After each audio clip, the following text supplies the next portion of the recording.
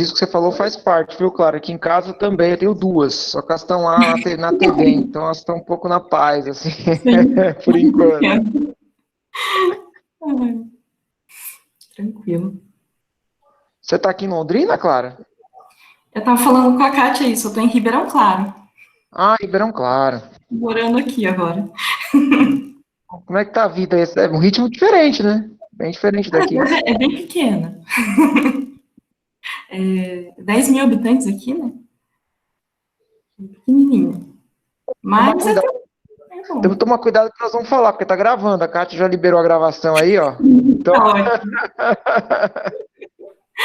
Bom saber, é verdade. tem que tomar cuidado. A gente tem que informar, mas Então, eu com calma. comecei a gravação. Uhum.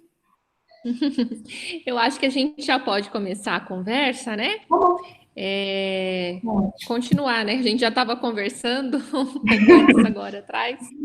Sim. E aí eu acho que a gente já pode começar formalmente, né? Então, boa tarde a todos, a todas. Mais uma roda de conversa do programa. Hoje nós vamos tratar do tema invisibilidade lésbica, reflexões sobre existências, resistências ao longo da história. A Clara Maquinaba, que é a nossa convidada hoje, ela é egressa do programa. Na trajetória do programa, ela desenvolveu uma pesquisa e trabalhou com o tema. A Clara, ela já tem um caminho, uma trajetória, né, que coloca nessa posição de fala. Ela vai conversar um pouco com a gente sobre isso. E ela, além de mestra, né, em psicologia, ela também é psicóloga da saúde lá na prefeitura de Curiúva. Então, ela também trabalha no serviço público, tá? Ela vai conversar um pouco com vocês sobre o tema. Ela é uma menina muito densa, muito querida. Eu acompanho a Clara há muitos anos, então não é só uma ex-aluna, mas uma companheira, uma amiga e uma pessoa que eu admiro muito a trajetória. Então, eu acho que a gente está assim muito bem assistido hoje, né? Quero agradecer, então, Clara, em nome do PPG, por você ter aceitado a conversar com a gente, a fazer essa roda para a gente. Eu acho que vai ser bem gostoso. Eu fui da sua banca e foi um trabalho assim lindo, maravilhoso. Então, que bom que você vai poder dividir parte desse conhecimento acumulado e trazer esse diálogo aqui hoje, na tarde de hoje, né? Vai ser bem profícuo. Eu vou ficar com você, eu sou a sua mediadora, porque o professor Fabiano, ele está em outra reunião na universidade, Ah, e sim. aí me coube essa missão. Claro. Ele falou, não acredito, ele estaria aqui conosco, mas ele está em outra reunião na universidade. Sem problema. Então, eu que vou ficar te acompanhando assim hoje com grande satisfação, viu, Clara? Então, assim, já deixo aí a desculpa do professor Fabiano, porque ele que estaria aqui conosco hoje não pôde. Ele lamentou Imagina. muito. Então, eu passo a palavra a você, Clara. Obrigada, professora. Bom, primeiramente, obrigada ao programa, né? Boa tarde a todas e todos que estão aqui. Eu agradeço o carinho, professora Kátia, porque eu acho que esse caminho que eu acabei trilhando foi possível pela formação mesmo que houve, né? Na UEL, e com a Kátia, o Fabiano, Rafael, todos os professores. Bom, hoje eu vou falar um pouquinho, então, desse tema, né, que é a invisibilidade lésbica, reflexões sobre resistências ao longo da história, né. Eu vou falar dessa letra específica, né, que é a letra L, de LGBT. LGBT é a sigla de lésbicas, gays, bissexuais, travestis e transexuais. E eu falo desse tema porque é o lugar que eu ocupo, né. Como a Kátia disse, eu tenho experiência no serviço público, então a gente acaba lidando com a diversidade e também as dificuldades, né, da questão da homofobia, da LGBTfobia no serviço público. Eu vou trazer um pouquinho para vocês o histórico, né, reflexões históricas sobre a lesbianidade. Eu posso colocar minha apresentação? Acho que, deixa eu ver se eu consigo aqui.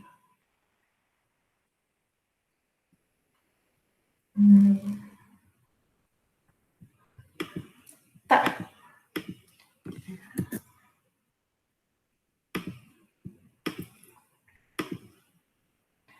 Eu acho que eu achei. Vocês estão enxergando? Será? Para mim tá Dá para abrindo, enxergar. Clara. Tá Sim. Tá. Sim. Tá enxergando? Sim. Então tá. Todo mundo tá vendo, será? Sim, pode continuar. Sim. Eu não tô vendo vocês, mas eu acho que vocês devem estar, né? Sim. Tá. Bom, então essa é a apresentação, né? E eu começo falando de por que do tema sem invisibilidade, né? Qual é essa invisibilidade, de onde ela veio e por que invisibilidade, né? As homossexualidades sempre assim, ao longo da história, vieram tendo um processo de estigmatização, de uma visão de julgamento, né? Uma patologização da homossexualidade foi acontecendo tanto com a masculina quanto a feminina, né? E esse processo, ele foi transformando a homossexualidade num pecado, num crime, numa doença, e acabou invisibilizando todas essas pessoas que na história foram tendo registros muito pontuais ou específicos, ou então deturpados, né? Até mesmo por parte de historiadores, pesquisadores, né? Isso tudo aconteceu com a sexualidade, mas com as lésbicas isso foi agravado pelo fato de serem mulheres, né? Porque a mulher, se a gente pegar a categoria mulher como historicamente, ela também foi sofrendo essas invisibilizações, deslegitimações, né? São recentes as legislações que a gente tem em defesa da mulher, né? Uma questão de gênero. Então, quando a lesbianidade ela tenta aparecer como um sujeito de direito, ela primeiro sofre o processo de fetichização, né, que é para o prazer masculino, que é só aquela peça erótica, e tentando reivindicar os direitos, a sociedade traz como resposta geralmente uma reação negativa, violenta, que vai desde a agressão verbal, agressão física, o estupro corretivo até o lesbocídio, que seria a morte, o assassinato, né? Então, seria nesse sentido que eu gostaria de falar um pouquinho para vocês hoje, né? Trazer algumas questões históricas e através desses registros históricos a gente percebendo como que foi sendo criada essa invisibilidade da mulher lésbica, em específico, né? Os caminhos vão ser esses, então, né? Eu vou falar um pouquinho do que eu trouxe na minha pesquisa do mestrado, né, a parte histórica, vou trazer um pouquinho de como está o movimento lésbico hoje, né, organizado aqui no Brasil, e depois a gente conversa, espero poder contribuir com um pouquinho que eu sei, tá bom? Então, começando com a Safo de Lesbos. Ela é a primeira mulher lésbica que você tem registro na história, né? Ela nasceu em Eresos, aproximadamente 600 anos antes de Cristo. Eresos é uma cidade na ilha de Lesbos, né, que fica na Grécia. E Safo passou a maior parte do tempo em Mitilene, que seria, na época, né, o centro cultural e intelectual lá da ilha de Lesbos. Atualmente, Mitilene é a capital da ilha, né? E lá, Safo fundou uma escola para mulheres. Só para vocês entenderem um pouquinho, porque né, na Grécia Antiga as mulheres eram consideradas como sendo uma classe social abaixo dos escravos, né? A Safo, ela era de uma família aristocrática, então ela tinha assim muitos privilégios sociais e políticos, e por isso ela conseguiu ter acesso a tantos aspectos culturais daquela época, né? O acesso ao estudo, à arte, à política, né? Então, ela fundou essa escola para mulheres, que ela era muito parecida com as escolas da Grécia Antiga, que eram só para homens, né? De Platão, de Aristóteles. E nessa escola, então, ensinava-se arte, literatura, política, filosofia, né? E da mesma forma como ocorria nas escolas dos homens, esse aprendizado era feito através de relações amorosas e sexuais, né, entre os tutores e os alunos, no caso, as alunas, né. Safo, ela não escondia, né, esse interesse que ela tinha pelas mulheres, e ela chegou a escrever 9 livros completos, sobre sua paixão por mulheres, sobre a devoção pelos deuses gregos, né? E, infelizmente, esses livros, a maioria deles, a imensa maioria, foi queimada e destruída pela Igreja Católica, né, ao longo da história da Santa Inquisição, principalmente, por causa do conteúdo lésbico que esses livros continham e também porque eram escritos por uma mulher, né? Atualmente, a gente só tem alguns fragmentos dessa obra extensa, né, que deveria ser extensa. Sobrou tudo que assim, que foi recuperado está nesse livro. Não sei se vocês conseguem ver, mas é Fragmentos Completos, Safo, do professor Guilherme Gontijo Flores. Ele é professor de literatura na Federal do Paraná, aqui na Universidade Federal, né? E ela era considerada por Platão como a 10ª musa. Ele fazia referência às 9 filhas de Zeus, né? Então a Safo seria a 10ª.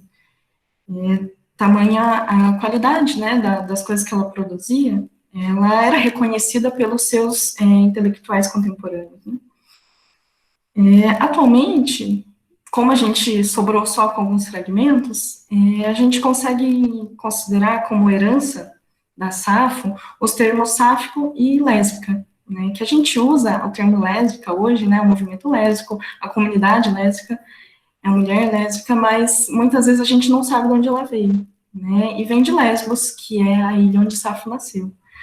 Sáfico e safismo, assim, era um termo utilizado um pouco mais, há uns 20 anos atrás, eu acho, e era para fazer referência a relações entre mulheres. Acabou que o termo lésbica foi o que mais pegou e ficou até os dias atuais, né. Então, eu acho que dá para considerar que, mesmo com a tentativa de apagar a história da Safo, né, queimando os livros, tentando fazer com que eles não existissem, a gente ainda assim tem a herança. Sempre que a gente fala do movimento lésbico, fala também da Safo de Lesbos, né. Bom, no século XVI, a gente tem a Filipa de Souza. Ela foi uma mulher portuguesa, nasceu em Portugal, mas ela passou a maior parte da vida aqui no Brasil. Tem-se um registro de que ela foi condenada pelo Tribunal de Santo Ofício, que era o Tribunal de Santa Inquisição, né, lá na Bahia, por práticas diabólicas, porque ela era lésbica, ela mantinha relações sexuais com outras mulheres, e a Santa Inquisição descobriu. A punição dela foi humilhação e açoite públicos, seguidos pelo exílio. Tem-se o registro ainda de mais 29 mulheres que foram julgadas, né, pelo Tribunal da Santa Inquisição no Brasil pela mesma questão, por serem lésbicas, né. Mas a Filipa de Souza foi a mais castigada de todas, e por isso que, em termos históricos, ela acaba sempre sendo mais citada, né. Eu digo sempre sendo mais citada, mas eu digo nas poucas referências que a gente encontra, né. O Luiz Motti, que ele é historiador e antropólogo, né, lá na Federal da Bahia, na Universidade Federal da Bahia, e ele escreveu o Lesbianismo no Brasil. Na época ainda se usava o sufixo ismo como ainda era considerado doença, né, esse aqui. E ele fala que na Santa Inquisição, os padres, né, o clero, fazia vista grossa para as mulheres lésbicas porque eles não consideravam que as mulheres eram sujeitas de direito. Então, não se ligava muito para o que elas faziam era algo sem importância, né? Então, o Mott, ele fala que provavelmente esse número de 30 mulheres que foram condenadas não represente o número de mulheres lésbicas que existiam na época. Só provavelmente elas não foram descobertas e julgadas pela Santa Inquisição mesmo.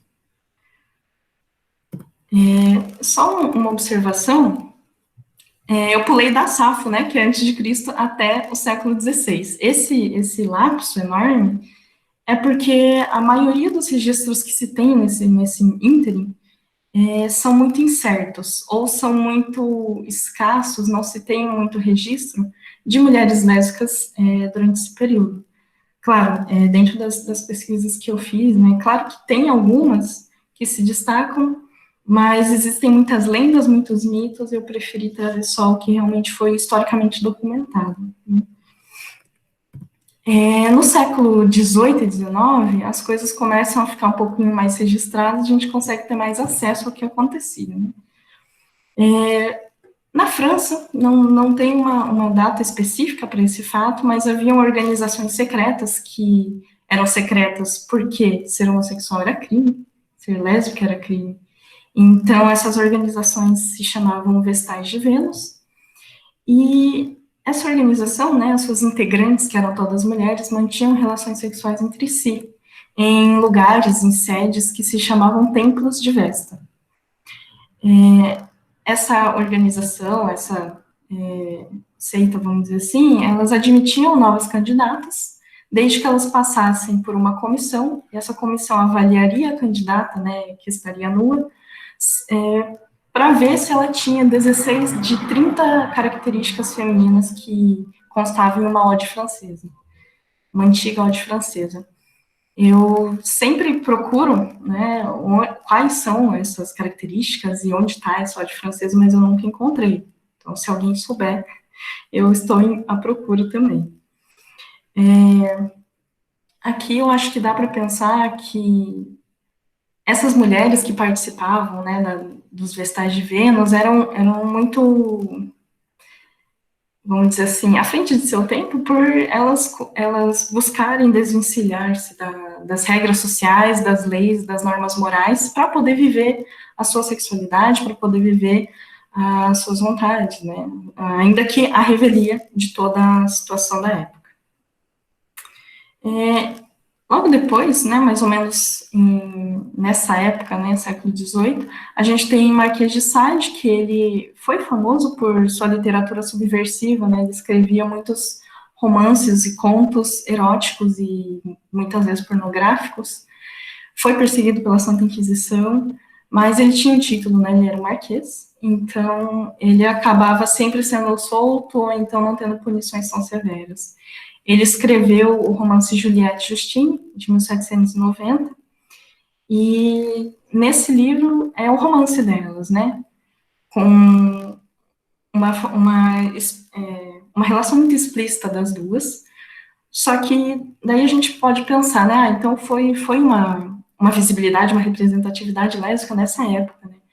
Ao mesmo tempo, foi sob o olhar masculino, foi a visão do que um homem considera que seria uma relação entre duas mulheres. Então, fica o questionamento de como fica, né, essa representatividade, se ela é fetichizada, né.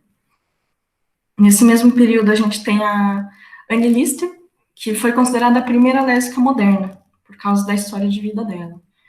Ela, aos 7 anos de idade, ela foi enviada pela mãe para um internato, né, e porque a mãe dela mandou ela para o internato porque ela não performava a feminilidade e ela aparentava ser uma mulher macho, assim, entre aspas, né, e nesse internato, as professoras mantinham ela num sótão confinada, porque elas consideravam que ela seria uma má influência para as outras alunas.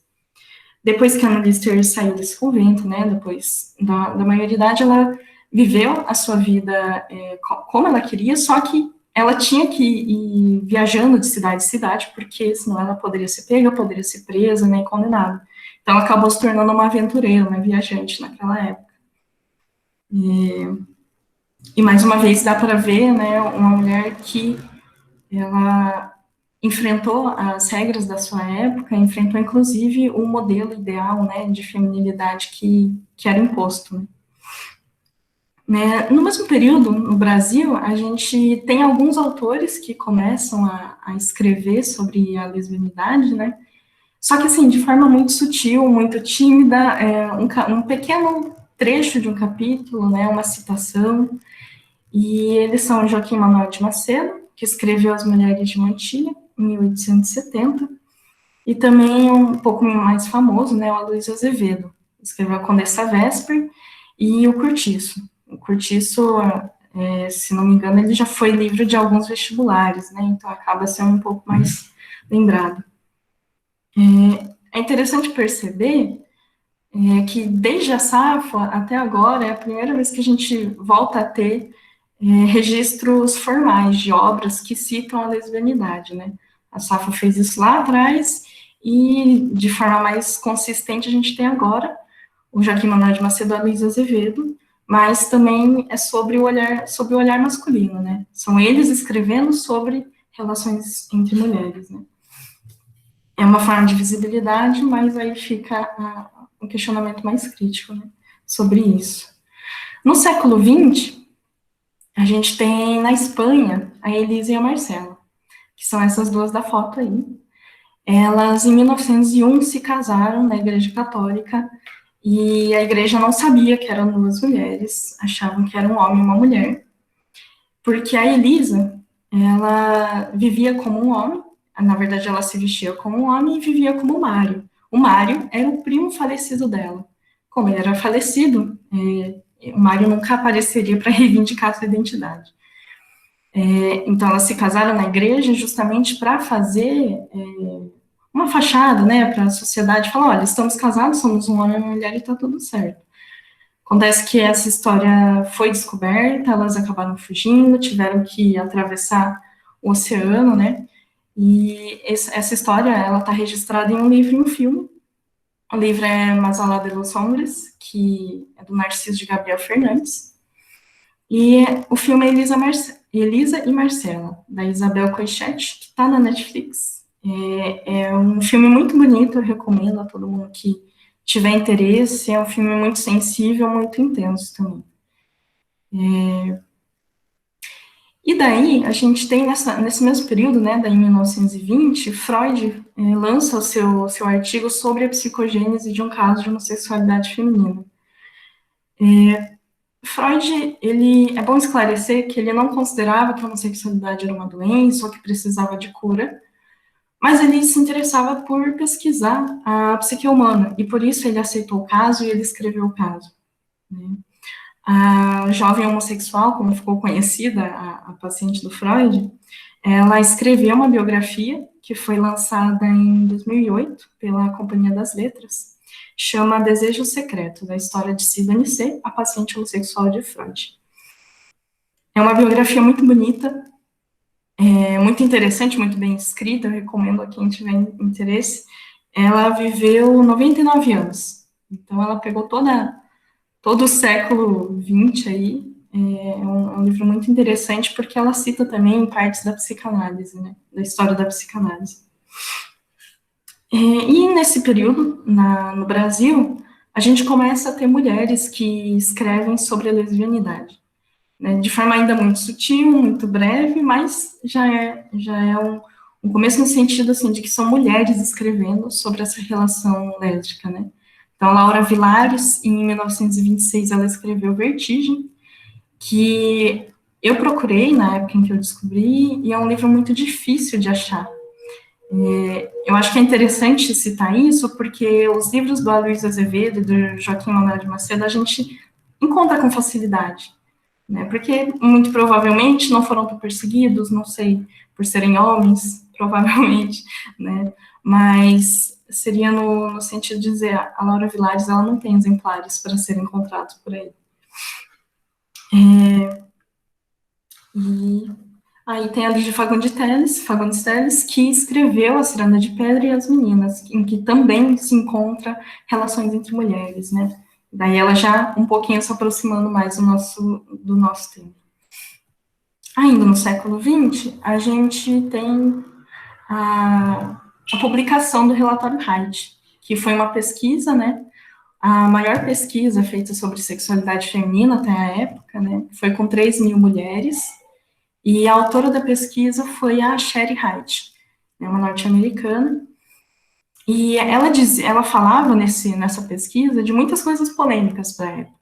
Ela falava sobre masturbação feminina, sobre orgasmo, estimulação clitoridiana, sobre lesbianidade, né, e várias outras coisas.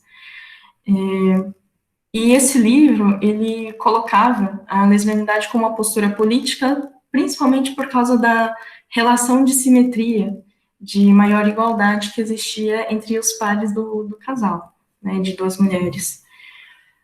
Quando ele veio para o Brasil, nessa época estamos na ditadura, e ele foi censurado. Esse panfletinho que está aí, essa imagem, ele é sobre a época da censura, então, dizendo em cima tudo que os homens sempre quiseram saber a respeito da sexualidade feminina, está num livro recolhido pela censura brasileira, Brasil Proibido. É interessante perceber como a censura da época considerava que o relatório Haidt, ele foi publicado para os homens, como se aquele livro devesse atender aos homens, e como ele não atendeu, ele foi ofensivo e foi censurado, né? Quando, na verdade, quando a gente lê o relatório Haidt, ele fala muito de como as mulheres se sentiam em relação à própria sexualidade, e que então dava a entender que era uma pesquisa feita por uma mulher para as mulheres, né? O relatório Haidt, apesar de censurado, vocês conseguem encontrar com um pouquinho mais de facilidade. Esse aqui eu encontrei num sebo mesmo.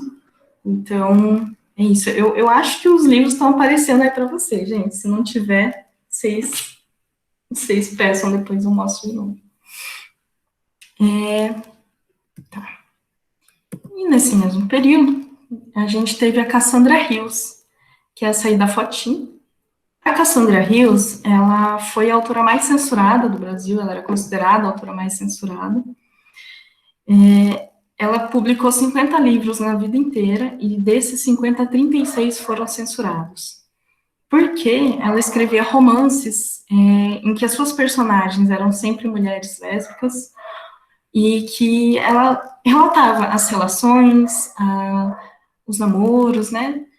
Tudo isso em relação à lesbianidade, e a ditadura se sentiu muito ofendida. A ditadura chamava ela de escritora maldita.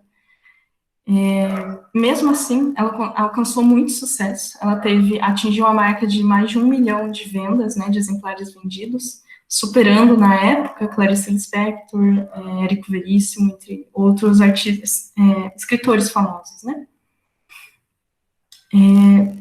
É importante apontar que a Cassandra Hills, quando a censura capturou, né, assim, vamos dizer, recolheu 14 livros dela, 14 títulos, em menos de 6 meses, ela realmente teve dificuldades financeiras, e daí ela começou a escrever sob o pseudônimo de Oliver Rivers, um homem, né? E continuou escrevendo as mesmas obras dela, com o mesmo teor erótico que havia. E o Oliver nunca foi censurado, né? Então, por ele ser um homem, ele podia escrever as mesmas coisas que ela e não seria censurado. Ela, por ser uma mulher e ser abertamente lésbica, ela tinha todas as suas obras censuradas. Os livros mais famosos dela foram A Volúpia do Pecado e A Santa Vaca. A Volúpia do Pecado ela publicou com 16 anos, e fez tanto sucesso que ele foi reeditado uma dezena de vezes, né, para o público em geral, e ela era considerada como mestre do romance pelo Jorge Amado, que falava que ela tinha uma escrita muito acessível e, ao mesmo tempo, muito rebuscada, né. Eu acho interessante de apontar nesse slide específico que a gente começa a ter escritoras que não só falam dessa lesbianidade, que era proibida, né, mas que fazem disso uma resistência. E aí a gente começa a ver esse movimento de uma resistência a favor da liberdade de se viver como se é, né. Em seguida, e daí, nessa mesma época, só que daí em Nova York, a gente tem a rebelião de Stonewall, em 1969, que aconteceu no bar Stonewall Inn. Deixa eu só explicar um pouquinho como é que funcionavam as coisas naquela época para a gente entender, né?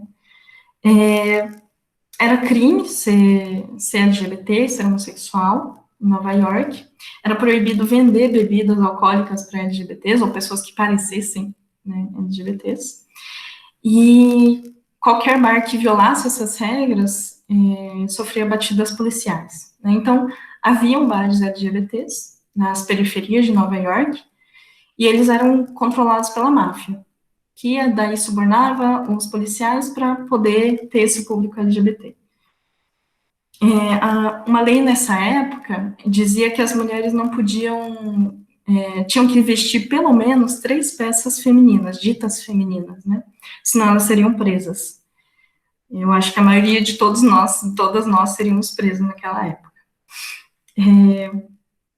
E então, nessas circunstâncias, né, nessa realidade, no dia 27 de junho de 69, o bar Stonewall Inn sofreu uma batida policial e sempre agia com muita violência, muita truculência contra os LGBTs, sempre prendendo, sempre machucando as pessoas, né? E nesse dia, 27/6, as pessoas LGBT cansaram e decidiram revidar, né, toda essa violência que estava acontecendo. É importante apontar que as protagonistas principais foram mulheres travestis, né? Marsha P. Johnson, que era uma travesti preta, e a sua amiga Silvia Rivera. Elas lideraram essa rebelião, que ela varou a madrugada, né? Amanheceu no dia 28, e tanto é que é por isso que dia 28 de junho é considerado o dia do orgulho LGBT, né? Que mês passado foi o mês do orgulho. Também nesse período, começou a se organizar as paradas do orgulho, justamente porque os LGBTs cansaram de toda aquela violência, patologização, e falaram, vamos reivindicar os nossos direitos, né? Dentre as figuras que participaram desse movimento, tem a Stormy DeLaverie, que ela era considerada a guardiã das lésbicas no Greenwich Village, que era a vila, né, em que esses bares controlados pela máfia ficavam. E ela era a guardiã das lésbicas porque ela passava de bar em bar perguntando se estava tudo bem, se tivesse algum problema, ela se colocava, ela era muito afrontosa nesse sentido. Essa da foto que vocês estão vendo, e essas duas fotinhas que tem do lado dos dois lados dela também são fotos dela. Ela atuava, né, performava como drag king.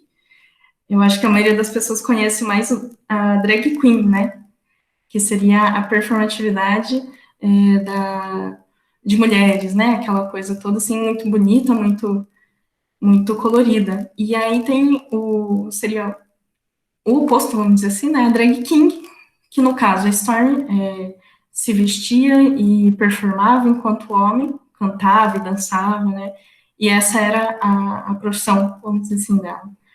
Além disso, ela foi ativista e defensora dos direitos das lésbicas e também da comunidade LGBT como um todo, né. Ela faleceu em 2014. E ela passou 25 anos da vida dela com uma dançarina com quem ela dividia os palcos, que era Diana, que faleceu na década de 70, né. Eu trago essas informações mais com uma curiosidade, né, da vida pessoal dessas pessoas, né. Daqui em diante, né, desse momento em diante, a gente começa a ver que a homossexualidade passa por um processo de mudança, né, então, de um processo de despatologização, né, tanto é que em 92 a Organização Mundial de Saúde deixou de considerar a homossexualidade uma doença, retirou ela da categoria de doença, né, na classificação internacional de doença, CID, e também foi retirada a homossexualidade do DSM, que é o Manual Diagnóstico e Estatístico de Transtornos Mentais, né.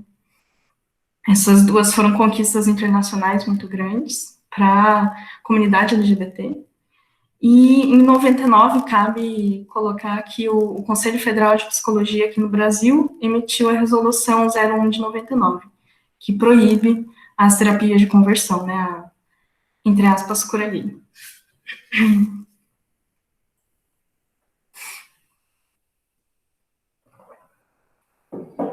Aí, falando um pouquinho da parada do orgulho, né? Já que a gente começou a falar disso no outro slide, a parada LGBT, ela acontece no Brasil anualmente, né, todos os anos, desde 1997. Ela sempre tem um tema e um slogan para orientar, né, a luta naquele ano, né, a militância daquele ano. E eu acho que cabe colocar aqui o histórico da sigla, porque houve uma época em que era mais famoso orgulho gay, orgulho GLS, GLBT e agora LGBT. Acontece sim que no começo era orgulho gay, né? E depois em 1999 a sigla se tornou orgulho GLBT. Então, gays, lésbicas, bissexuais, transexuais, travestis. Em 2008, o orgulho virou LGBT, né? Trouxe o L para frente, por uma questão de dar visibilidade às lésbicas, por considerar que as mulheres sofrem com machismo e misoginia, né, de forma muito mais direta, e também para se adequar ao nome institucional que a parada tinha internacionalmente, né, as paradas no mundo inteiro têm uma organização internacional e chama LGBT, aí mudou. Bom, é importante colocar que, apesar do movimento homossexual da época, né, na época que eu estou dizendo assim, período da ditadura, um pouquinho depois, englobava homens e mulheres, né, o movimento homossexual, mas algumas pessoas ainda agiam com muito machismo e desconsideravam, minimizavam as pautas lésbicas, né.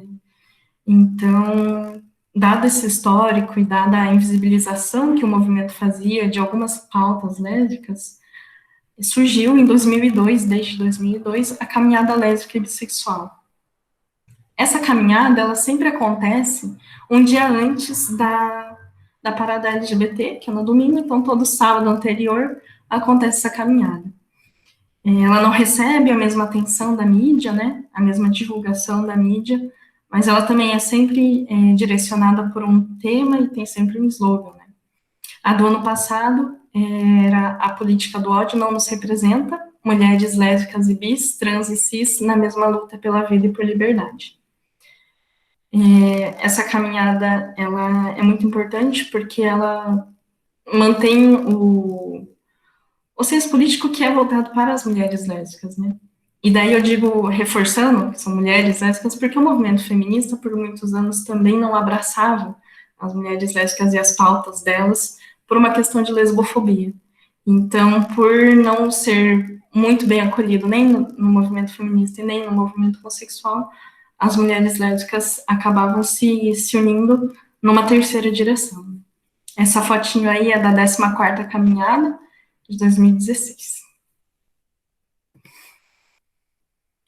Falando um pouquinho agora de como é que o movimento lésbico se estruturou aqui no Brasil, né? Como é que ele se organizou. Eu acho que a história, eu considero que a história desse movimento lésbico inicia-se no Grupo de Ação Lésbica Feminista, e a GALF, ela surgiu em 1981. Nesse ano, ela se desmembrou do Grupo Somos, ela era parte do Grupo Somos. O Grupo Somos foi o primeiro grupo organizado, né, a primeira organização formal do movimento homossexual, que envolvia, né, o que hoje a gente consideraria os LGBTs. E aí, pelas questões de misoginia, de machismo, de desconsiderar as pautas lésbicas, surgiu a GALF como separado, né. As principais fundadoras desse grupo foram a Roseli Ruff e a Miriam Martin, e elas mantinham atividades culturais, eventos, palestras, né, sobre a temática. Elas publicavam também esse boletim que vocês estão vendo, o Xana com Xana. Era um boletim que rodava nos guetos lésbicos, né, no meio lésbico, em que elas colocavam entrevistas, davam visibilidade a pessoas que se declaravam, né, que eram abertamente lésbicas, e falavam sobre as necessidades, as pautas políticas, né. Esse boletim, Xana com Xana, ele perdurou por 6 anos e conta com 12 edições. É bem interessante. detalhe que é importante, que não é tão detalhe assim, tudo isso aconteceu na época da ditadura militar. Então, tanto o Grupo Somos como a Galf existiam, mas tudo por baixo dos panos, tudo sempre de forma muito cuidadosa, para que não fossem presos e recolhessem os materiais ou até coisas piores, né, como os assassinatos e os sumiços que aconteceram na época da ditadura. A Galf, ela sempre se envolveu muito com essa militância política, principalmente evitando e lutando contra prisões e tortura na época da ditadura, né? Atualmente, de forma muito recente, né, em 2018, a revista Brejeiras surgiu, que é essa aqui, da fotinha. Elas surgiram da ideia de 5 amigas de revitalizar essa ideia do Xana com Xana, né? Que é dar visibilidade, colocar em questão as pautas das mulheres lésbicas, enfrentar os apagamentos, né? E dar força para o movimento. Eu coloquei aí o Facebook e o Instagram delas, se vocês quiserem acompanhar e dar força para o trabalho delas, porque eu acho muito interessante e é esse tipo de coisa que ajuda a dar visibilidade, né, para a lesbianidade hoje. As revistas, que a segunda edição foi sobre a Marielle, né, porque foi lançada em 2018, as revistas, elas são vendidas em bancas lá no Rio de Janeiro e em São Paulo. Tem um site que elas também colocam à disposição à venda, só que atualmente, pelo que eu percebi, está indisponível, né? Mas é interessante saber que elas estão com tem esse projeto, e eu acredito que esteja um pouco suspenso por causa da pandemia também. Dentre a organização formal, né, o movimento lésbico formalizado no Brasil, a gente tem algumas organizações, e uma delas é a Liga Brasileira de Lésbicas, LBL, né? A LBL, ela foi fundada na ocasião do terceiro Fórum Social Mundial, lá em 2003, e ela é organizada em regionais, então tem representantes em vários estados do país. E o objetivo principal da LBL é conhecer o movimento e organizar para pressionar o Estado, né, a criar políticas públicas, para que esse olhar público, né, esse olhar da saúde, de educação, ele possa ser voltado também para as questões lésbicas. Eu coloquei aqui a definição que elas mesmas publicaram no site, né? Elas são, então, a expressão do movimento social de âmbito nacional, que se constitui como espaço autônomo e não institucional, de articulação política, anticapitalista, antirracista, não lesbofóbica, não homofóbica, e de articulação temática de mulheres lésbicas e bissexuais, pela garantia efetiva e cotidiana da livre orientação e expressão afetivo-sexual. Pelo que eu acompanho o trabalho delas é bem politizado, bem consciente, né, das questões, e eu deixei os contatos para vocês procurarem saber mais do trabalho delas também.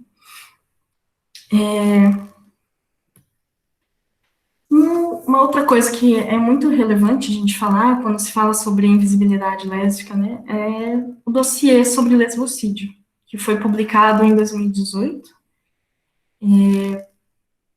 Ele saiu das pesquisas do grupo de pesquisa Lesbocídio, as histórias que ninguém conta.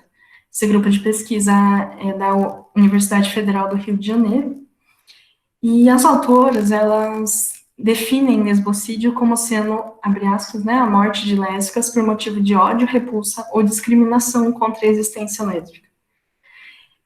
Elas explicam que o termo lesbocídio, elas optaram por esse termo porque a lesbofobia, ela estaria unida à definição de feminicídio. Considerando que as mulheres lésbicas, elas são vítimas tanto de uma coisa quanto de outra, e isso tornaria, então, tornaria-se um conceito só, que é o lesbocídio, né? Elas apontam que a orientação sexual geralmente é um dado ausente nas pesquisas sobre feminicídio, e por isso daí a importância de um dossiê como esse, né? Para construir esse dossiê, elas angariaram notícias, né, de mulheres lésbicas que foram mortas ou violentadas por causa dessa questão, e fizeram uma análise documental sobre esses registros, né. Eu trouxe aqui alguns dados para a gente conversar. Os dados que elas utilizaram foram de 2014 a 2017, né. Então, elas verificaram que ocorre no Brasil uma morte por semana de uma mulher lésbica, que a maioria das vítimas tem entre 20 e 24 anos, que 66% delas não performava feminilidade, que 83% dos assassinos eram do sexo masculino, que 72% das mortes ocorreram em locais públicos. Então, eu trouxe esses dados de forma muito crua para a gente perceber qual é a realidade das mulheres lésbicas hoje, né, no Brasil. Esses dados são alarmantes, e por mais difícil que seja a gente ler, né, eu li o dossiê, ele é muito interessante, mas ao mesmo tempo muito doloroso. É necessário que a gente tenha esse tipo de documento, esse tipo de análise, porque é só dessa forma que a gente consegue pressionar para que haja políticas públicas, né, tanto para remediar essa situação, quanto para futuramente prevenir que esse tipo de coisa aconteça. Para quem tiver interesse, eu deixei o link, né, para o acesso ao dossiê na íntegra, e no site, esse site é do grupo de pesquisa, então é bem interessante, se vocês quiserem ver.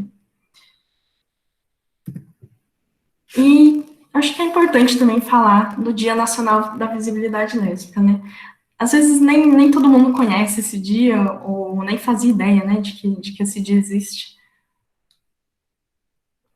Mas ele é celebrado no dia 29 de agosto, sempre, porque foi nessa data, em 1996, que lá no Rio de Janeiro aconteceu o primeiro Seminário Nacional de Visibilidade Lésbica. Esse seminário, ele reuniu várias entidades, profissionais de todas as áreas para discutir as questões que as mulheres lésbicas enfrentavam na realidade, naquela época, principalmente em relação à saúde, né? O tema daquele encontro do seminário foi visibilidade, saúde e organização. E essa data, ela foi definida para que todo ano a gente possa se lembrar de lutar por essa visibilidade, a gente possa colocar essa visibilidade em pauta, né? E nesse período, muitas organizações, instituições públicas, conselhos profissionais acabam organizando eventos e semanas, Semana da Visibilidade Lésbica, para promover eventos culturais, ou palestras, ou rodas de conversa, para falar sobre o tema, para colocar essa questão à luz, né, da visibilidade.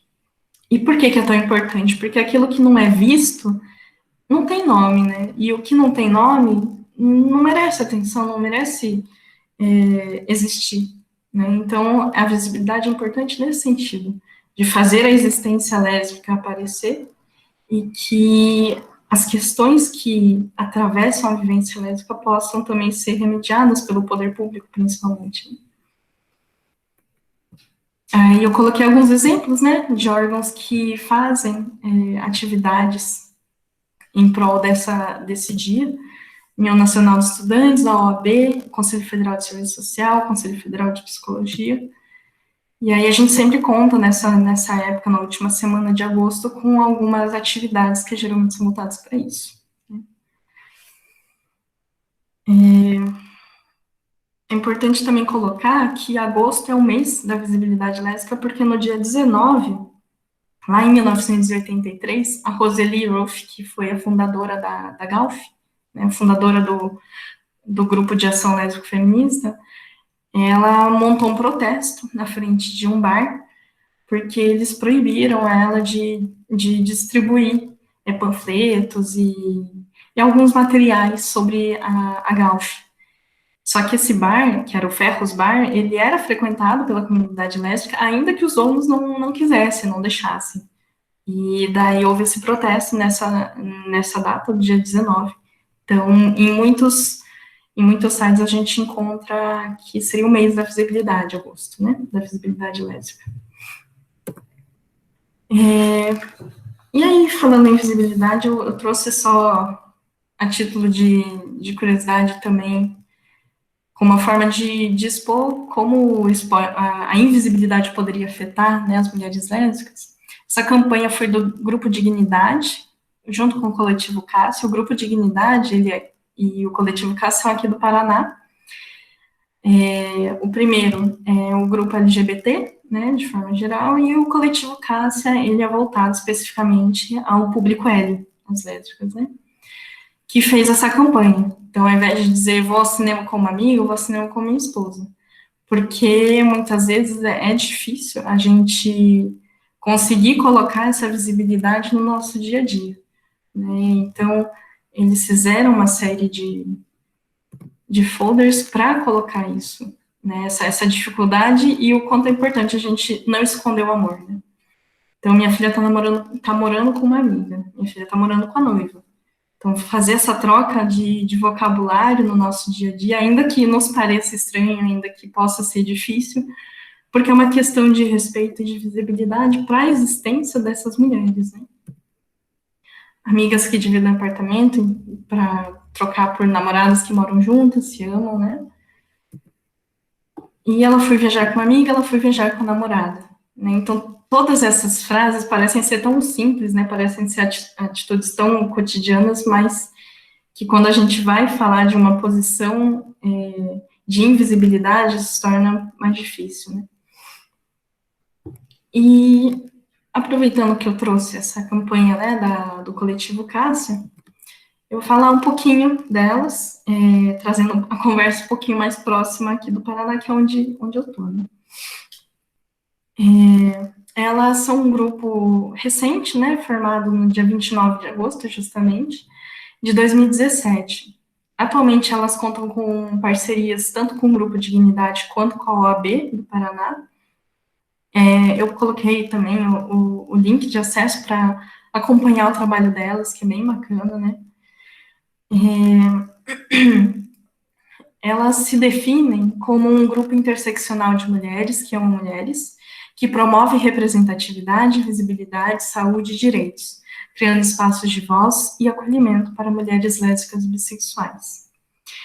É muito bacana a agenda de atividades delas assim, em épocas que não são de pandemia, né?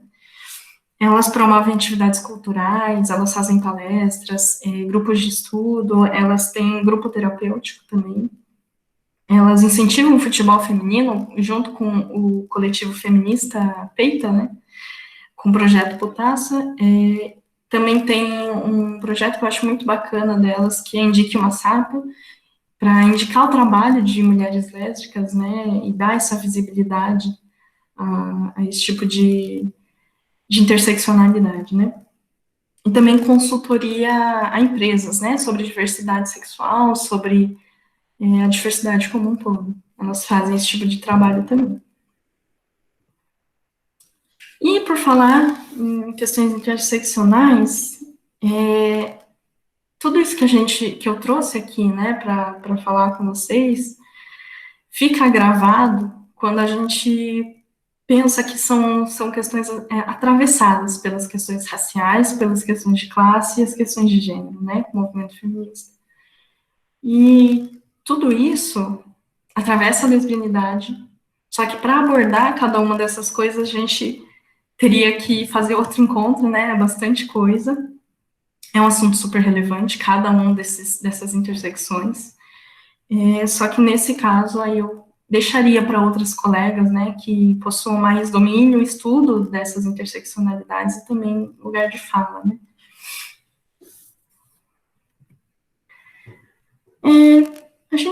Eu acho importante trazer as políticas públicas que se tem, né, elas são poucas, também não estão todas aí, né, mas eu trouxe as que mais destacam. São poucas, mas a gente precisa exaltar e continuar lutando, né, apontar para fortalecer, para que cada vez mais a gente tenha políticas públicas que atendam tanto a comunidade LGBT como a comunidade lésbica em específico, né.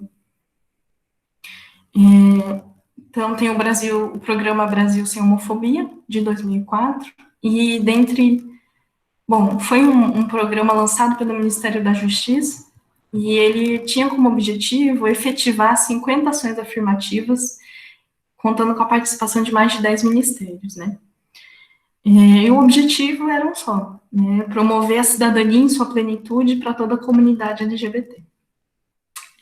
Desses programas, das políticas que surgiram desse programa, eu queria apontar principalmente a Política Nacional de Saúde Integral de lésbicas, gays, bissexuais, travestis e transexuais, que foi, eu achei particularmente uma iniciativa interessante no sentido de que era para capacitar profissionais de saúde, né, desde agentes comunitários de saúde até médicos especialistas, no sentido de humanizá-los quanto às questões lésbicas, gays, bissexuais, travestis e transexuais.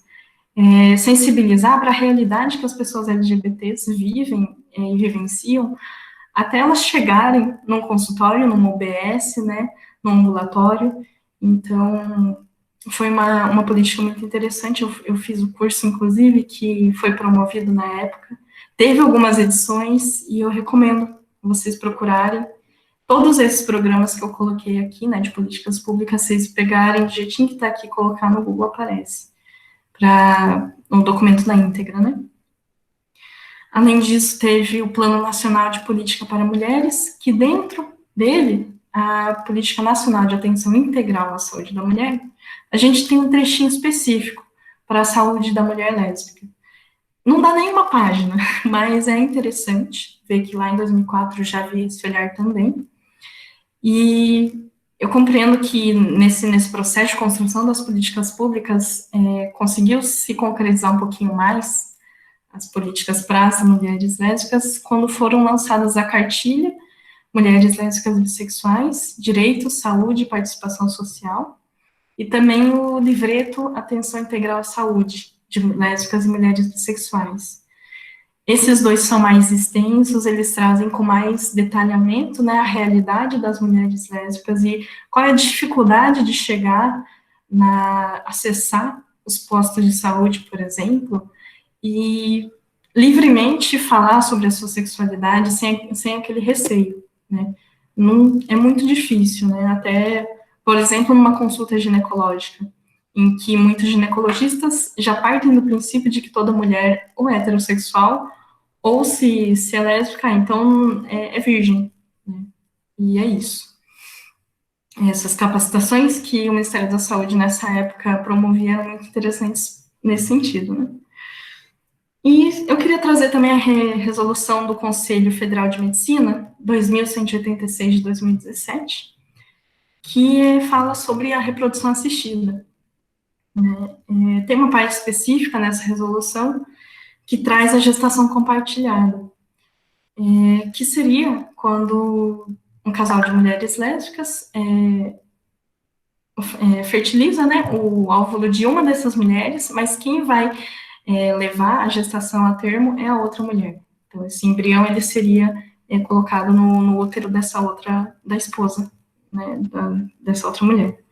É bem interessante também, e é de uma importância muito grande que isso esteja explícito, né, numa resolução do Conselho Federal de Medicina, para que direitos possam ser garantidos aos casais de mulheres que tentam a reprodução assistida, né? Já finalizando um pouquinho aqui a minha fala, em relação à representatividade, eu trouxe dois tipos de representatividade aqui. Eu entendo que é com a representatividade política que a gente consegue fazer com que as pautas, tanto as pautas lésbicas quanto as pautas LGBT, possam chegar a ser reconhecidas, ser debatidas pelos poderes públicos e serem formalizadas como políticas públicas que atendam às necessidades desses grupos específicos, né? Atualmente, infelizmente, a representatividade ela é muito pequena, mas pelo que a gente pode perceber, né, no movimento histórico tem aumentado. Então, a gente continuar lutando para que isso continue crescendo, né? Eu trouxe os dados da última eleição, de 2018. Os representantes aqui citados, eles são LGBTs, né? Não são representantes da sigla L, especificamente, da letra L da sigla, né? Então, seriam 6 de câmaras estaduais, 1 na Câmara dos Deputados e 1 no Senado, né? O do Senado é o Fábio Contarato, ele é o primeiro senador assumidamente gay no Brasil, e eu considero que, assim, considerando as eleições de 2018, isso foi uma conquista, no sentido de que a gente está tendo todo esse retrocesso político, sim, mas, ao mesmo tempo, tivemos nosso primeiro representante no Senado, né, LGBT. A representatividade midiática também, ela é muito importante, porque se eu vejo alguém que é parecido comigo num filme, numa novela, num seriado, eu consigo entender que aquilo que eu sinto que tem nome, né? Que essa é uma existência possível, e que, então é isso. Senão, a gente cai na invisibilidade, como foi por muitos anos, né? E agora eu sei que existem muitos seriados, né, que abordam a questão LGBT, a questão lésbica, isso é muito importante. Eu não trouxe seriados porque são muitos, eu acho que eu nem conheço todos que abordam, e eu trouxe alguns filmes, né, que pessoalmente eu gosto e indico, então fica essa listinha. Elise e Marcel, que é daquele casal lá da Espanha, que se casou na Igreja Católica, tá na Netflix. Secreto Proibido é de um casal de senhorinhas, elas passaram 70 anos juntas, e isso durante todo o período em que era crime ser homossexual, né? Também tá na Netflix, esse documentário é muito bonito. Amor por Direito, que tá na Amazon Prime, no Play Films, que é sobre uma policial norte-americana que luta pelo direito de a sua parceira receber pensão quando ela descobre que ela tá com câncer terminal, né? O outro filme, Retrato de uma Jovem em Chamas, é um filme francês muito delicado, muito bonito, recomendo bastante, também está no Play Filmes. E o filme Perfume da Memória, que ele está gratuito, disponível em alta qualidade no YouTube, na página no canal do diretor, que é o Oswaldo Montenegro. É um filme muito sensível também. E eu acho que é isso, essas são as referências que eu utilizei. Eu espero que eu possa ter contribuído um pouquinho para esse tema, né, com cada pessoa que está assistindo. E eu acho que agora a gente abre para conversa, né, para discussão. Sim, Clara, muito bom. Obrigada. Fiquei quietinha aqui, só aprendendo com você, mais um pouco, né? Acho que eu vou. Agradecer aos colegas que entraram um pouco depois, aqui na nossa roda.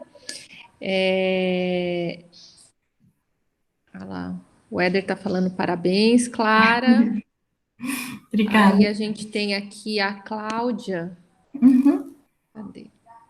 Clara, você pode comentar um pouco sobre o processo de pesquisa acerca de um tema invisibilizado? Imagino que haja dificuldade com relação a acesso e dados de informação. É bem interessante isso. Justamente é isso mesmo, Cláudia. Existe dificuldade de acessar tudo que já foi escrito, que é pouca coisa. Existe uma dificuldade de saber ir atrás das fontes que são citadas, né? É um vazio, vamos dizer assim. Eu acho que na minha inocência, quando eu comecei a pesquisa, eu não achei que seria tão difícil. Eu achei que, inclusive, que eu ia ter muito trabalho para pescar, né? Tudo o que eu poderia usar, teria que excluir muita coisa. Mas foi justamente o contrário. Eu tive que pegar tudo que eu tinha e trabalhar com aquilo de forma que os buracos não fizessem tanto prejuízo na pesquisa, né? Os buracos que eu digo históricos e teóricos em relação à temática da lesbianidade, né? Eu acho que no final das contas, as pesquisas que eu já li, né, sobre lesbianidade, e a minha inclusa, a gente faz disso também uma resistência, no sentido de dizer, olha, a gente precisa continuar nessa luta de pesquisa, num tema que é invisibilizado, sim, justamente porque não tem. né? Então, que sejamos nós a tentar preencher esses vazios, tentar procurar, né? Eu comentei com vocês, né, que algumas coisas eu não achei. As 16 características lá da Ode Francesa, né? Até hoje eu procuro, mas já faz alguns anos. É difícil encontrar as informações. A maioria das coisas eu encontro em sebo mesmo, né? Estante virtual tá aí, eu procuro nos sebos do país todo. Mas é uma dificuldade mesmo. Ô, Clara, tem mais uma pergunta aqui. Na verdade, não é uma pergunta, é uma. Clara, eu gostaria de ouvir um pouco sobre sua pesquisa de mestrado. Muito obrigada pelas contribuições. É uma visão histórica e atual de informação que eu desconhecia. Ah, legal. Bacana. Bom, sobre a minha pesquisa, ela foi na linha de avaliação psicológica e processos clínicos, né? Então, foi esse o direcionamento da minha pesquisa. Eu utilizei um teste de personalidade, o teste de percepção temática, para entrevistar, né? Para falar com mulheres lésbicas e também heterossexuais, e tentar entender como elas se percebiam, como elas percebiam a própria feminilidade.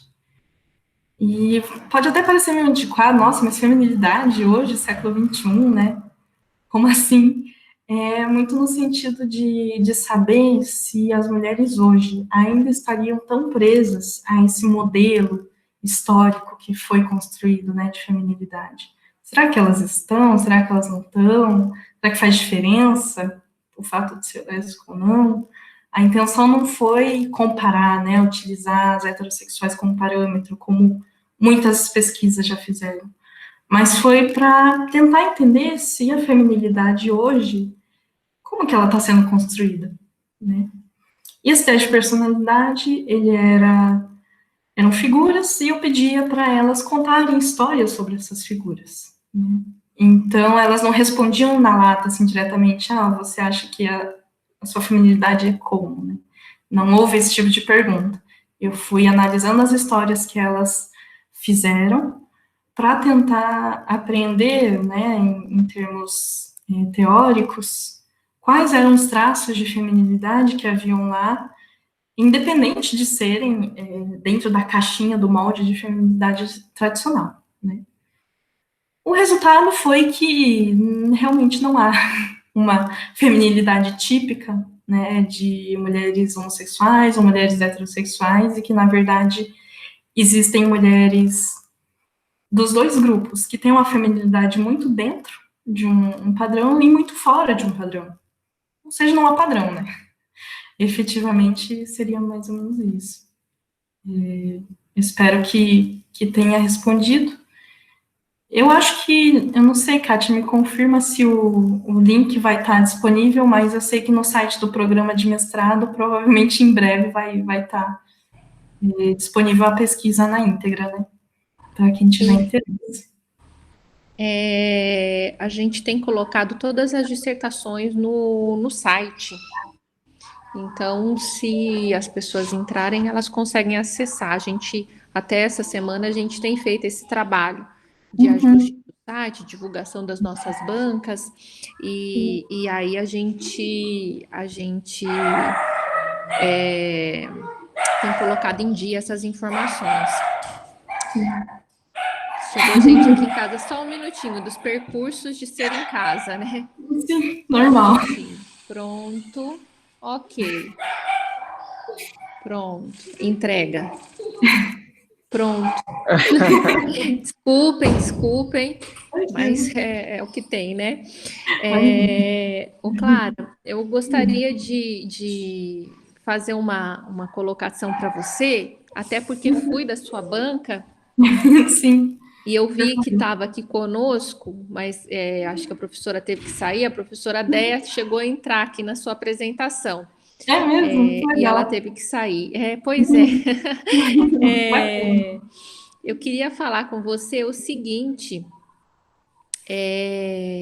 diante de toda essa apresentação que você fez, né, esse percurso que você marca, né, a questão da invisibilidade, a questão da repressão, né, e de tudo que historicamente fica registrado, né, e você veja, isso não está posto, né, porque quando a gente olha, né, outras formas de amor, a gente tem muito mais, né, às vezes, destaque do que um casal lésbico, por exemplo.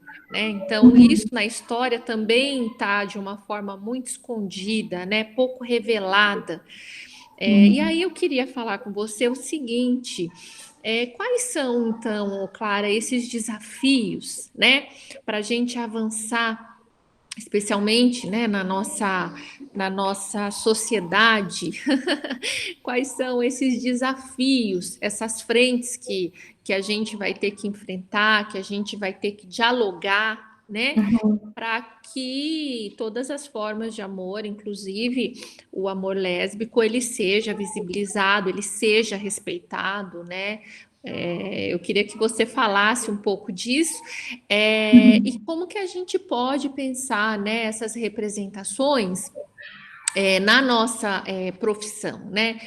Como que a gente tem isso, por exemplo, a gente poderia pensar num curso de psicologia, como que a gente poderia pensar num conselho de classe, né? Nos CRs, no CF, que tipo de estratégia a gente pode usar para que de fato a gente dê visibilidade para essa questão, né? Eu acho que é mais ou menos isso. Bacana. Obrigada, Kátia, pelas questões. E são questões bem pertinentes, né? Importantes da gente pensar. Eu acho que em relação à primeira questão, de que como que a gente pode fazer, né, com que as relações diferentes de amor possam ser mais respeitadas, é difícil, né? Com essa atual conjuntura política, eu acho que é um desafio imenso. Mas eu entendo também que é justamente nesses momentos de maior dificuldade, principalmente política, que a gente tem que se fortalecer ainda mais, se unir ainda mais, né, fazer dessa resistência mais forte ainda e entender juntos, né, qual é o objetivo e como que a gente vai construir isso. Eu acho bacana quando eu vejo os coletivos lésbicos sendo chamados, né, para junto dos outros coletivos feministas, os LGBTs, né, porque nem sempre isso acontece, né, às vezes as feministas acabam deixando essa interseccionalidade de lado, né, e essa é uma reivindicação que eu sei que a interseccionalidade racial também faz essa reivindicação, né. Da mesma forma, o movimento LGBT, eu sei que é muita coisa para lidar, né? O movimento LGBT, ele tem muitas letrinhas, mas, às vezes, tem um olhar um pouco mais próximo, né? Eu acho que isso é necessário, tentar ter um pouquinho mais de empatia nessas horas, e também construir um pouco mais, construir uma política pública mais consistente. Eu acho que a ideia do programa Brasil Sem Homofobia era muito bacana, né? A única questão é que é um programa muito grande, envolve muitos atores sociais, né? Muitos atores públicos. Então, eu acho que essa dificuldade é muito grande. Eu entendo também, Kátia, que eu estou fazendo uma pós, né, em direito homoafetivo e de gênero, e eles têm trazido muitas questões em que está me abrindo a mente, né? Porque é uma outra área, né, do direito. E eles trazem muito isso, que o judiciário hoje, né, o nosso STJ, STF, os dois, eles estão tendo um poder muito grande nesse sentido, um poder no sentido positivo, né, de falar, né, com o poder, os outros poderes falam, olha, não é bem assim, vamos conversar, vamos considerar outras questões.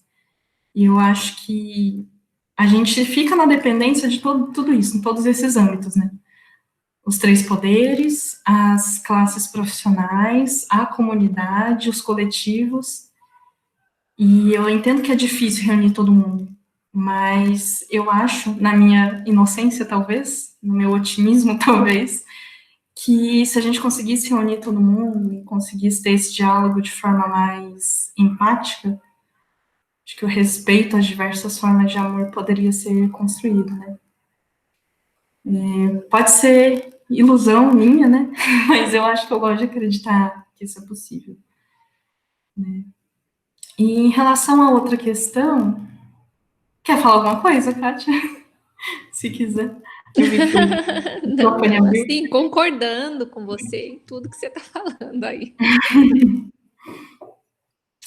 Em relação a outra questão, né, de como que os conselhos profissionais também possam estar mais efetivos nessa luta, né, pela diversidade, pela igualdade, eu acho que eu sinto um pouquinho enquanto profissional da saúde, né, enquanto profissional de setor público, sinto um pouquinho de falta do amparo mais incisivo, no sentido de realmente cobrar, né, dos municípios, estados e também da União, essa postura em prol da diversidade, né?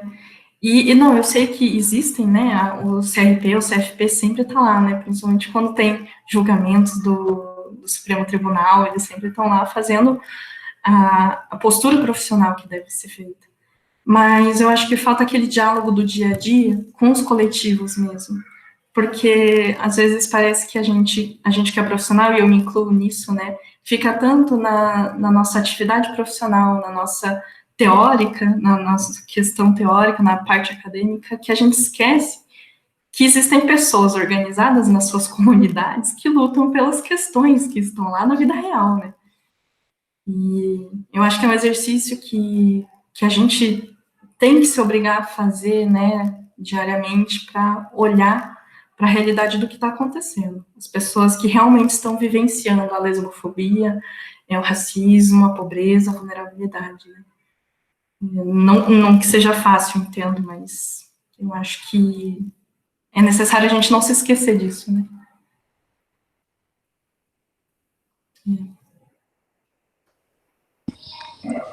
Ô, Clara, o Rafael fez uma colocação, eu vou colocar aqui, só mais uma indicação de filme que assisti recentemente e gostei demais, chama-se Desobediência. Não sei se conhece, mas vale a pena. Eu ouvi desse filme, ele tá na minha lista de filmes para assistir, e eu ouvi falar muito bem dele. Que bacana. Bom saber que tá legal. Então eu vou falar dele, Por então, favor, porque é muito bom. Faz a propaganda, Rafa. Vou fazer. É muito bom, porque ele faz um atravessamento bastante interessante com a questão da religião. Né? Conta a história de uma mulher que volta para acompanhar o processo de substituição do pai numa comunidade religiosa, que eu não vou lembrar o nome, mas parece ser judaica, ortodoxa, algo nesse sentido, na Inglaterra, e ela esteve afastada, morando nos Estados Unidos por um tempo, e aí o pai falece, ela volta para a comunidade, e aí o filme vai mostrando essa relação dessa mulher com os diversos personagens dessa comunidade, em especial com um casal que é composto pelos 2 melhores amigos dela. Estão casados nesse tempo, e aí bom, não vou contar o filme, mas é muito interessante esses atravessamentos que vão se dando, principalmente em relação à religião. E aí vem um pouco, talvez, uma questão, porque você falou a respeito das políticas públicas, e eu ia até te perguntar sobre isso, eu fui ouvindo você, e no final você citou diversas políticas públicas que têm um olhar mais inclusivo, podemos dizer assim. E aí, a minha questão vai no seguinte: a gente não pode desprezar o fato de que 57 milhões de pessoas apoiaram um modelo não vou dizer modelo de Estado, acho que é disso, mas um modelo de concepção, de visão de mundo, que é efetivamente um modelo de exclusão das que a gente chamaria de minorias. Né? A gente teve, inclusive, discursos apontando de um governo para as maiorias. Né? Está documentado, ano passado foi documentado isso. E aí você fez uma reflexão de como é que isso se incide nas políticas públicas, né?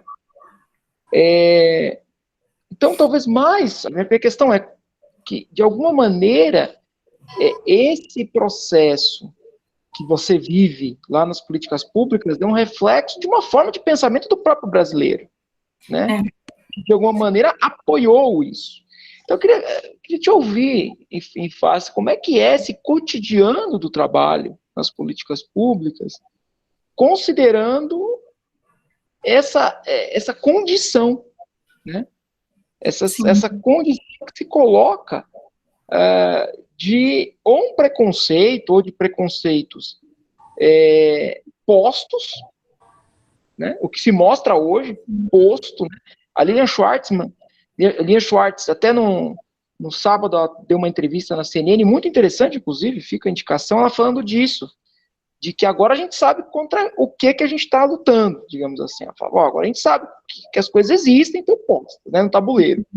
Mas isso se materializa em políticas públicas. Eu queria que você comentasse um pouco essa relação de valores sociais que estavam, de alguma maneira, existentes, mas não postos, um governo que, de alguma maneira, representa, se não a sua totalidade, a uma boa parte dessa população, e, por outro lado, a expressão de políticas públicas na qual nós enquanto PSIs, estamos inseridos, né? E que você pudesse problematizar um pouco isso, agradeço. E parabéns, gostei demais da sua fala. Obrigada, professor. Clara, Oi. Antes de você continuar, a pergunta do Henrique é na mesma direção. Eu posso ler, daí você responde as duas? Pode ser, pode falar.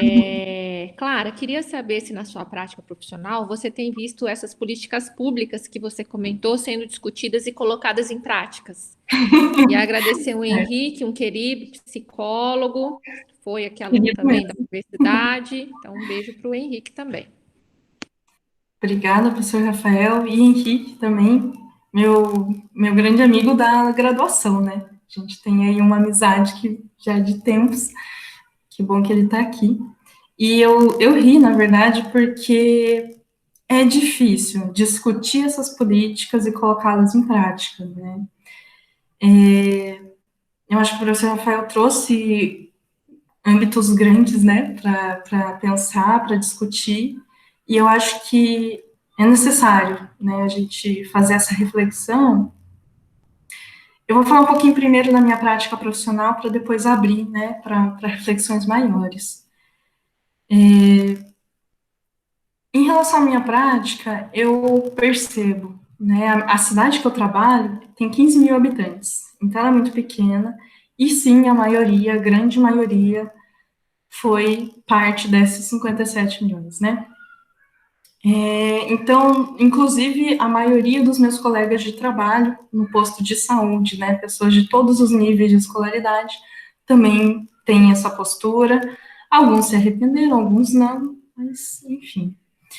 E é muito complicado, porque a gente está num malabarismo tendo que lidar com tudo isso, né? As políticas públicas, elas existem, mas elas não estão sendo possibilitadas de ser colocadas em prática, né? Então, o que acaba, que eu faço, pelo menos, né, na minha realidade, no meu município, eu faço aliados, né, profissionais, porque eu sei que algumas pessoas conseguem ter uma visão mais acolhedora, de maior diversidade, e daí a gente forma uma rede que permita esse acolhimento em todas as áreas, em todos os âmbitos, fazer a nossa própria política pública de rede, com alguns atores específicos, né? Claro que não precisaria ser assim, mas toda vez que a gente tenta conversar, tenta ter um diálogo com os demais profissionais, isso sempre encontra-se um muro, né, de preconceitos, de negação e de impossibilidade, né, de recusa total de colaboração. Então, fica um pouquinho complicado, ao mesmo tempo que a gente não pode bater de frente, porque são profissionais que a gente depende do trabalho deles, né. Então, eu acho que trazendo o que o Rafael falou, né, dos valores que estão postos, da realidade que a gente está vivendo, eu acho que eu também estou sendo muito afetada pelo nosso atual espírito do tempo, né, o Zeitgeist aí. Acho que a gente está tentando encontrar os próprios caminhos, né, para trilhar. Eu não tinha visto, inclusive, essa entrevista da Lilia Schwartz, eu gosto bastante das falas dela, e eu acho que é muito isso, a gente finalmente está se dando conta do que está acontecendo. Não que a gente já não soubesse, a gente já sabia do que vinha, mas o fato de estarmos passando por tudo isso agrava essa situação em um ponto em que nem os movimentos sociais estão conseguindo se organizar o suficiente para superar tudo isso, né? Acho que as forças em jogo, em questão, estão se degladiando de uma forma que eu admito que eu não sei muito bem o que pensar, né? Eu continuo estudando, continuo buscando e tentando me politizar justamente para conseguir articular todas essas questões no meu trabalho, né? O fato é que no serviço municipal, a política ela incide de forma muito agressiva, muito direta, né? Aí eu falando assim um pouquinho mais dos meus planos, eu penso que talvez elevando para um nível estadual, que é um pouco maior, o diálogo, pelo menos para a construção de uma política pública unificada, né, integral, possa ficar um pouquinho mais fácil, no sentido de acesso político mesmo, né, das questões, de compreensão de toda essa máquina política que a gente está vendo engrenada, né.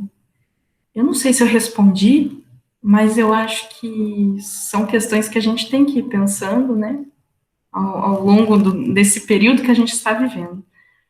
Tem um professor de história que eu gosto, não vou lembrar o sobrenome dele agora, mas é o Walter, e ele fala justamente que é muito mais fácil a gente analisar a história depois que ela já passou do que quando a gente está vivendo. E eu acho que é mais ou menos isso, a minha resposta. Eu não tenho resposta, né, para essas reflexões. Eu acho que a gente vai ter que pensar e analisar o que está acontecendo agora, para lá na frente a gente falar, então, daqui para frente, visto tudo isso que aconteceu, a gente precisa traçar um caminho diferente, né? As dificuldades diárias e no tete-a-tete, né, com os profissionais, com a equipe de saúde, com a população em geral, ela é muito complicada. Mas eu preciso dizer, Rafael, quando a população sabe que que eu tenho uma posição, né, quando eles sabem que eu tenho uma posição muito clara, muito específica sobre isso, eu percebo que os membros dessa comunidade que são LGBTs encontram um alívio imenso, né? Eu já tive pacientes que foram me procurar na UBS só porque sabiam desse posicionamento e sabiam que se sentiriam acolhidos numa cidade em que ninguém os acolhe, né? Não estou dizendo, nossa, que incrível que eu sou, não é isso, só que realmente é tão escasso essa visão mais ampla, mais aberta, que eu acho que cada um de nós que tem essa visão torna-se uma obrigação social, um compromisso social nosso, enquanto psicólogos, enquanto cidadãos, fazer disso uma postura política também, né? Eu acho que é mais ou menos isso.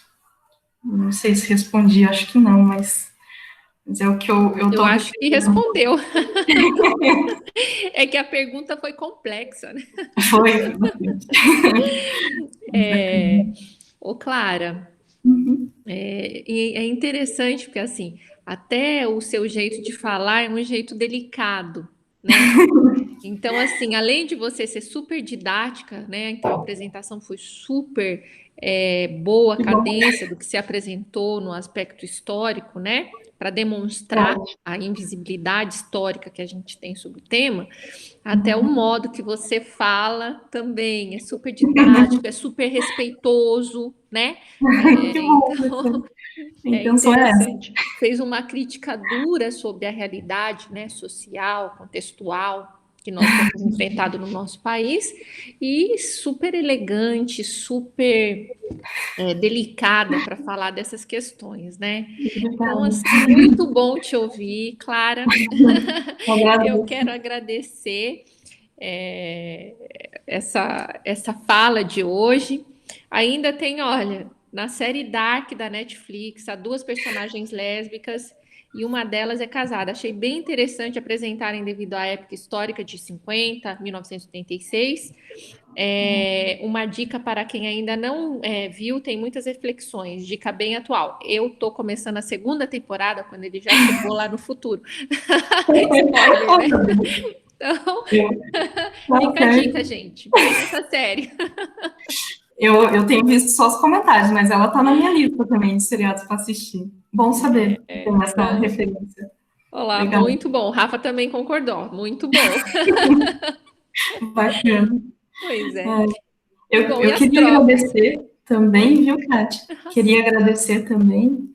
E agradecer ao pessoal que está assistindo. Eu acho que é um tema que quanto mais eu estudo, eu acho que menos eu sei, né? E eu acho que é assim que funciona, né? Os estudos acadêmicos. Mas eu espero ter contribuído um pouquinho, né, para a reflexão. E eu fico à disposição também, para além da roda de conversa, para quem quiser. Muito bom. E, gente, tem uma entrevista também muito legal da Clara. Se vocês entrarem na página da Rádio El, ela deu uma entrevista para... aquela entrevista que a gente tem tradicionalmente na hora do almoço, na Rádio El, vocês entram na página da Rádio El, lá tem um link, vocês conseguem acompanhar a entrevista, que foi super elogiada por todo mundo, que a Clara deu para a Rádio El sobre esse tema. Clara, então, olha, boa tarde, muito obrigada por ter aceitado esse convite. Pena que hoje a gente não tem tanta gente, né? Porque vários estão, inclusive, em atividades, né? No próprio programa. Mas, assim, que legal, né? Que a gente teve esse momento. As pessoas que estavam aqui ficaram até o final. Então, muito legal. O pessoal que acompanhou, que pôde ficar até o final, né? Para prestigiar a fala da Clara. Lembrando, gente, que a nossa próxima roda de conversa, ela vai ser no dia 23, com a Tainá. As informações já estão na página do programa, no Facebook. O Rafa? Sim. O Rafa foi orientador da Tainá. Fala pra gente um pouco como que vai ser essa roda com a Tainá no dia 23, que daí a gente já convida quem tá aqui. Olha, ela tá num segredo só. Eu pedi para ela contar um pouco, e ela falou que ela vai construir uma reflexão sobre o trabalho dela, tanto em relação ao que ela pesquisou, como pós, né, os efeitos disso no cotidiano do trabalho dela, em especial nesse período de pandemia, na qual a assistência social ela é considerada como primeira necessidade, né, quer dizer, ela não continua funcionando. Vai problematizar um pouco essas questões, falar um pouco dos efeitos disso no cotidiano do trabalho dela, numa cidade pequeno porte. Então, acho que vai ser interessante, né, ouvi-la um pouco sobre esse universo. E bom vê-la, né, porque já vai fazer mais de ano, fez um ano agora que ela defendeu, então vai ser muito bom ouvi-la depois desse tempo. Pois é. Bacana. É isso, pessoal. Então, boa tarde, Clara. Um beijo para todos vocês e obrigado por terem ficado até o final. Obrigada a todo mundo. Tchau, tchau. Boa tarde, todo mundo.